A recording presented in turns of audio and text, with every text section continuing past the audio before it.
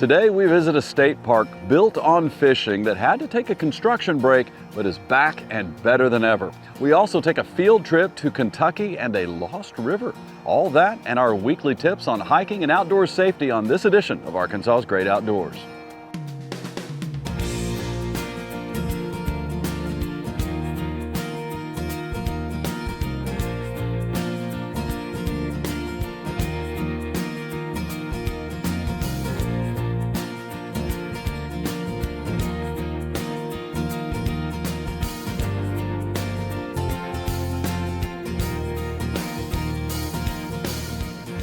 There's a state park perfectly situated in the eastern part of the state that offers great fishing, a little cooler temperatures, and some unique plant life. It's Lake Poinsett State Park, about a half hour south of Jonesboro. Its history dates back to the 1960s.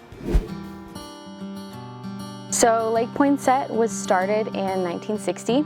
It started with the lake that is here, and Game and Fish decided that this was a great area for the lake. It's right on Crowley's Ridge, and they have a good location here. There's a lot of smaller communities in this area of fishermen that enjoy fishing and have enjoyed fishing for many, many generations. So in 1960, the lake was constructed, and shortly after that, a group of people lobbied to have a state park built here at this area, this land that was undeveloped at the time. And so in 1963, the park was established. This park is really uniquely situated in the middle of like 6 other state parks within an hour of here. So especially for those of your viewers that may be wanting to do their Arkansas State Parks passport, this is a great park to camp at and then drive a very short distance to visit all of the parks around here. Now, we're on Crowley's Ridge. So that means that we have like a slightly cooler weather climate here than in Harrisburg proper. That is a little bit further down in the Delta.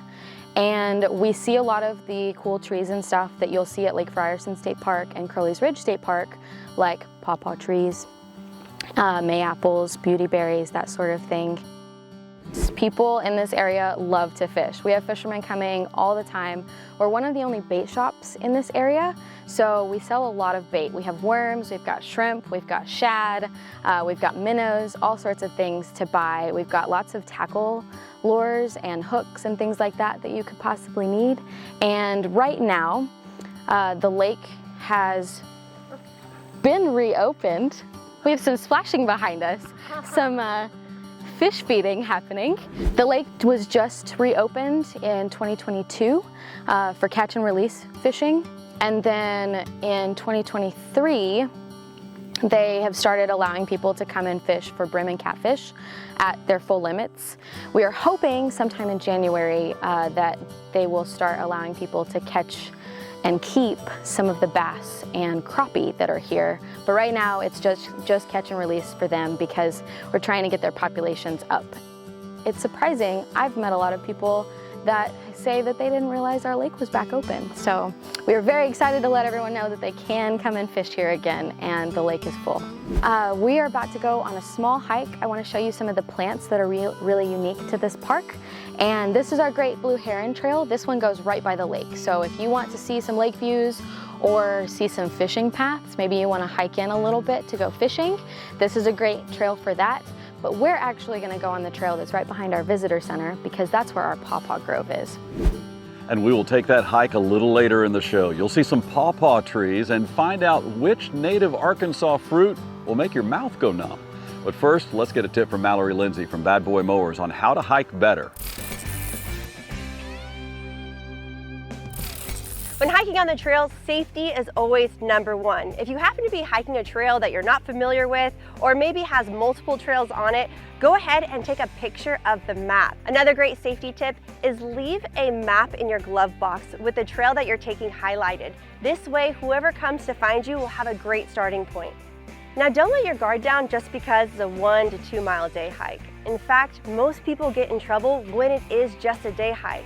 Think about it, right? When you're doing a long hike, you're more prepared, you have more supplies, but when it's an easy day hike, you probably take less water, less layers of clothes, and this is where you can get in trouble. Just a simple wrong turn can lead a 1 to 2 mile hike into a 15, 16 mile hike. So always be prepared. There's essentials that you should have in your backpack all the time to do safety, shelter, food, and water. When we return, we'll take a trip down a lost river in Kentucky, which goes into a cave, and we also shatter last century's myth that it was once the shortest and deepest river in the world. Arkansas's Great Outdoors is brought to you by Bad Boy Mowers, by Visit Hot Springs, America's first resort, by the Electric Cooperatives of Arkansas, by Vexus Boats, and by Certified Arkansas Baitfish, the safe bait. You'll find us at the end of a lot of long country roads, covering over 60% of the great state of Arkansas.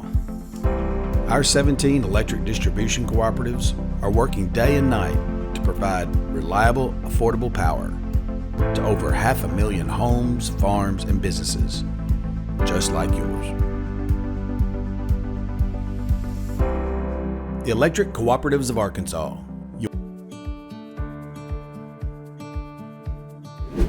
It's not every day you scroll across interesting things to do and find Lost River. Let's take a field trip to Kentucky.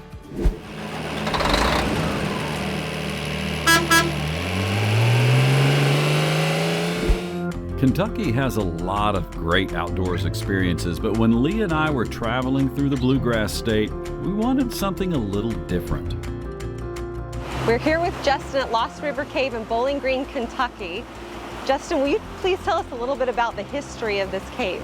Yeah, so Lost River Cave, it's a 72-acre park located in the heart of Bowling Green. The earliest use that we've seen of our property dates back to the early Paleo Native Americans. They've left some artifacts behind for us to see. Over the years, it's had many different uses. You can see the Cavern nightclub that we have behind us now. Started in the 30s and closed down in the 60s, but nowadays it comes back to life every summer for couples to host their weddings and corporate parties, things like that. The Lost River flows directly into a cave. Now that alone makes it pretty cool. In fact, on hot summer days, it was a place to cool off long before there was such a thing as air conditioning. Locals used to have dances down near the mouth of the cave, and back in the mid-1800s, armies from both sides of the Civil War took turns taking advantage of the respite from the hot summers in Kentucky. Not only staying cool, but unseen was also an advantage for famous bank robber Jesse James, who once hid from the authorities in 1869 in the Lost River Cave. Lee and I took an opportunity to float the river into the rock and see the sights. Early discoverers thought they'd found something truly unique. They threw a rock tied to a rope to see how deep this 400-foot river was. That rope went over 437 feet before it stopped. Locals reported the deepest and shortest river. People from all over the world came to see. And then someone realized that the rope test failed to take into account the strong currents. That 400-foot drop was actually a rock being carried 400 feet downstream. The river is only 16 feet deep. When is the best time for people to come visit the cave? So Lost River Cave is beautiful all year long, and it depends on the conditions you like being in nature in, but we operate all year long, and we will run boat tours as long as the water levels will allow. The fall is always a beautiful time. We have wonderful events, the Scarecrow Trail on our 2 miles worth of Valley Trail. Also on the Lost River grounds is a seasonal butterfly habitat that houses over 300 butterflies into a greenhouse where you can see them up close. The habitat has been around since 1997. The great pollinators are sure to lift anyone's spirit. You can't be unhappy with a bunch of butterflies flying around. What is the mission of Lost River Cave? What's your purpose here? So it's our mission to educate and enrich lives through connection with nature. Life is so much better when you have nature in it, and we have this beautiful park right here in the middle of the city, and it's our goal to always have this park available for access to nearby nature for anyone that wants to just get exposure to that. We have a trail system that is free to the public. You can hike 365 days a year. And we hold different community events that are geared around nature education. Between the boat ride into the cave and the peaceful butterfly habitat, it was a neat way to experience something you'd not expect to see in Bowling Green, Kentucky. Hey everybody, my name is Skeet Lewis. I am an educator with the Arkansas Game and Fish Commission, here to talk to you guys today all about hunting safety. All right, one of the best ways to get safe is to get certified. I have in my hand here one of our Hunter Ed final exams. Hunter's Education is a great course. It's about 10 hours long, and it's going to do a deep dive and really kind of teach you everything that you need to know to become a safe and responsible hunter. The courses are free if you want to come take a class in person. If you want to do it online, that's totally fine. It will cost you about $30. You can actually find and register for a class on our website, arkansasgameandfishcommission.com. I can't talk to you guys about hunting safety without mentioning tree stands. What we found is that most of the time when something bad happens out hunting, it's related to a tree stand related injury. We actually do a report every single year, and what we found on that report is every single tree stand injury, the hunters weren't wearing a full body harness. So make sure that you're wearing a full body harness, and always check your equipment before you go out. Make sure that the steps are intact. Also make sure that there are no broken or loose parts. And it doesn't hurt ever to reach out to someone, let them know when you're going up your tree stand and then once you're out of your tree stand. Gun safety is absolutely vital when you're hunting. The number one rule of gun safety is muzzle control, which is another way of just saying always think about where you're pointing your gun. You want to make sure that when you point at your target, you know what that target is and you know what's well beyond that target afterwards, which means you want to spend a good amount of time in the area that you're going to be hunting, scouting beforehand. Be familiar with it. The biggest part of hunting is the planning and the preparation. Once you have a plan put together, make sure that you share it with someone so they know where you're going to be and when you left and when they can expect you back. All that's for your safety. Hope these tips help you out.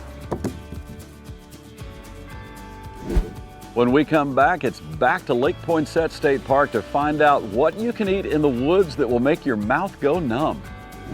Arkansas's Great Outdoors is brought to you by Bad Boy Mowers, by Visit Hot Springs, America's first resort, by the Electric Cooperatives of Arkansas, by Vexus Boats, and by Certified Arkansas Bait Fish, the safe bait.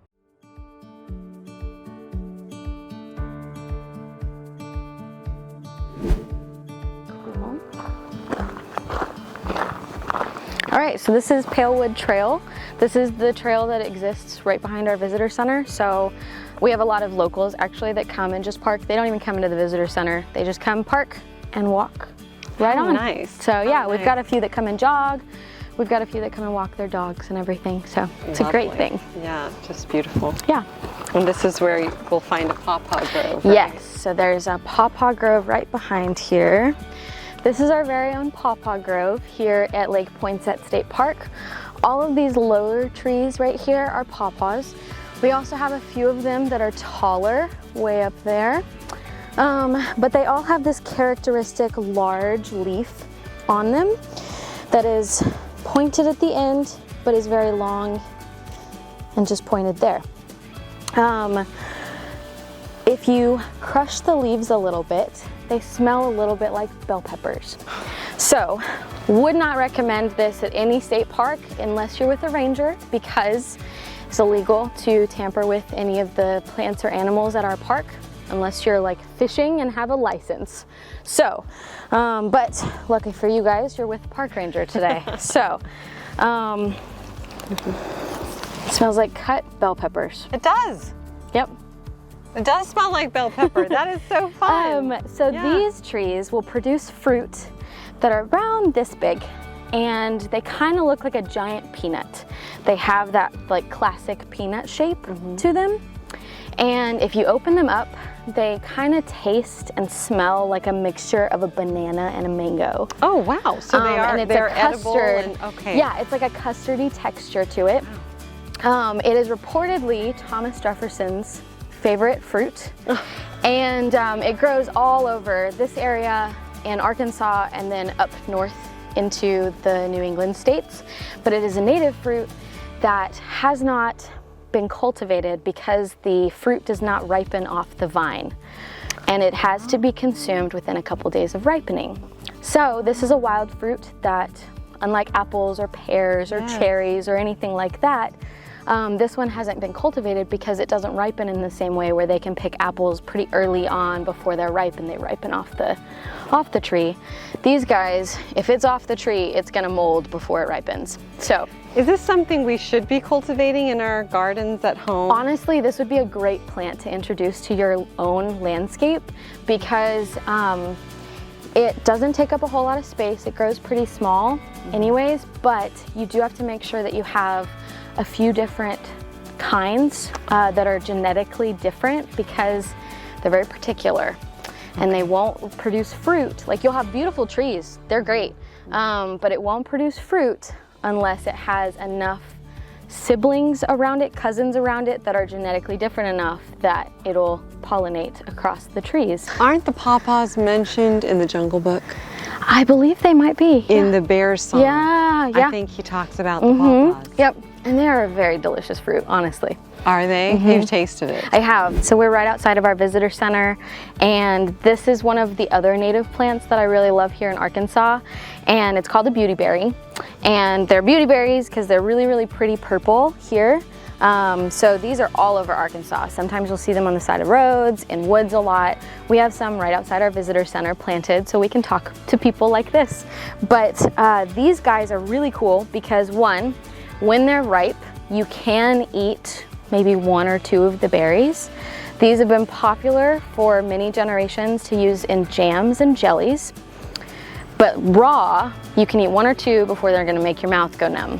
But if you were to cook them down and make them into a jam or a jelly, then that compound is dissolved. Kind of like baking changes the chemical compound of the things that you're cooking. Same thing with these berries. That compound goes away and is no longer active, and so you can make jams and jellies and eat them safely if they're in your own landscape. This is a drought-resistant plant. We really like it here in Arkansas, especially if you had this in your yard. You could crush up a variety of different plant parts like the leaves and the berries, and you could use it as an insect repellent. We thank Victoria, who is a fabulous guide, and we should also mention that Lake Poinsett has kayak rentals. Now, once Lee finds out about that, it becomes the #1 item on the agenda. So we will paddle into the commercial break with some shots from the kayaks. Enjoy.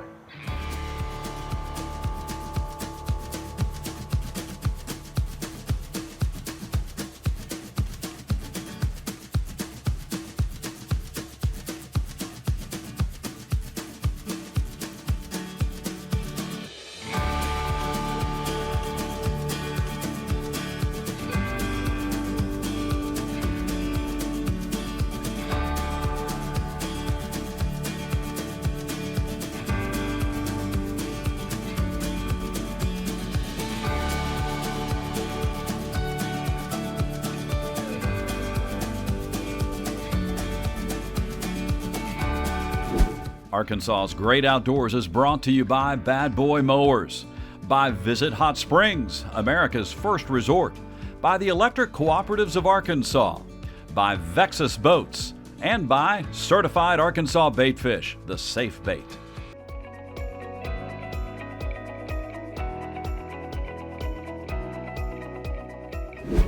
Our friends in North Arkansas make great boats. Now, if you have a Vexus, you know and appreciate the craftsmanship and the innovation. If you don't, here's just a great business story about doing things the right way right here in Arkansas.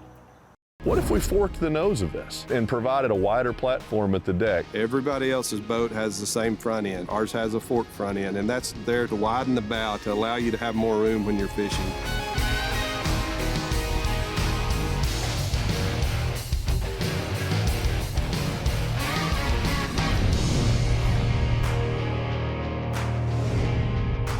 These boats with the forked front end, the flared hull, the dead rise, the weight in the center of the boat, it just eats the water. And the rougher, the better, especially on tournament takeoff day. Vexus is all about the ride. I run big water, and the boat's amazing. Smoothest by far any riding boat I've ever been in my life. Easiest ride I've ever been in. The ride is amazing. Unbelievable.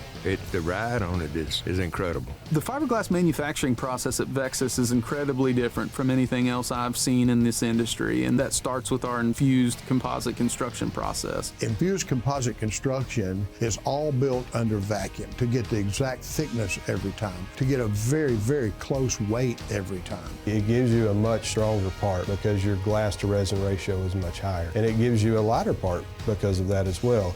And all that in turn equates to a stronger, better performing part. What I love about my boat is it performs really well in a variety of conditions. I have the confidence to know that that boat's going to get me to where I need to go and perform like I need it to. That's a credit to our engineering team, and they've put a product that's unlike anything else on the water. The seats are comfortable, but when you put a air wave pedestal underneath those seats, if you hadn't experienced that, it'll blow you away. It's like you're riding in a recliner. You're just floating. It's just beautiful. We fish a lot of big water, and these things are phenomenal. I ride around on Green Bay in rough water all the time, and it saves my back. But the Marrod seats, that's pretty nice. It's an all-round performance boat, whether you're fishing, running, or just out cruising.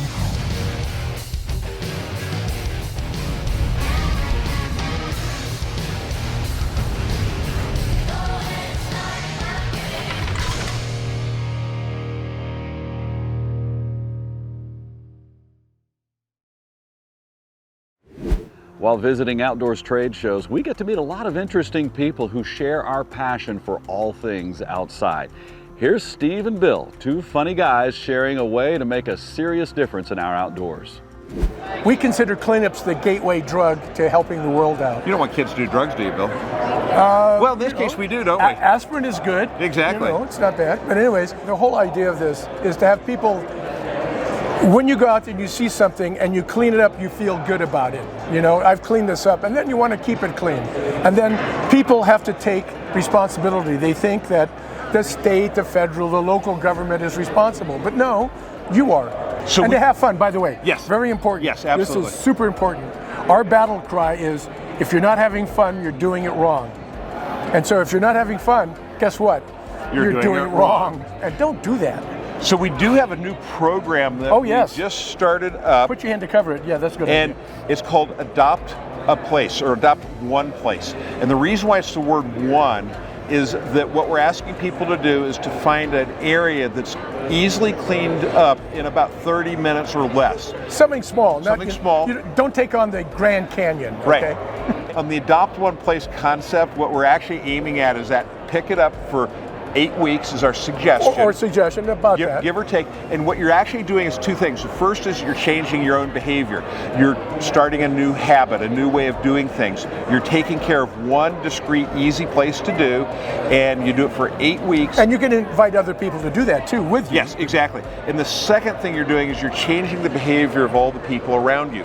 What will actually happen, this is real, is that other people will see what you're doing. Okay, what he's saying is, I'm interrupting. Yeah, go ahead. How we started Clean Trails, this is actually the truth. Steve and I would play a game.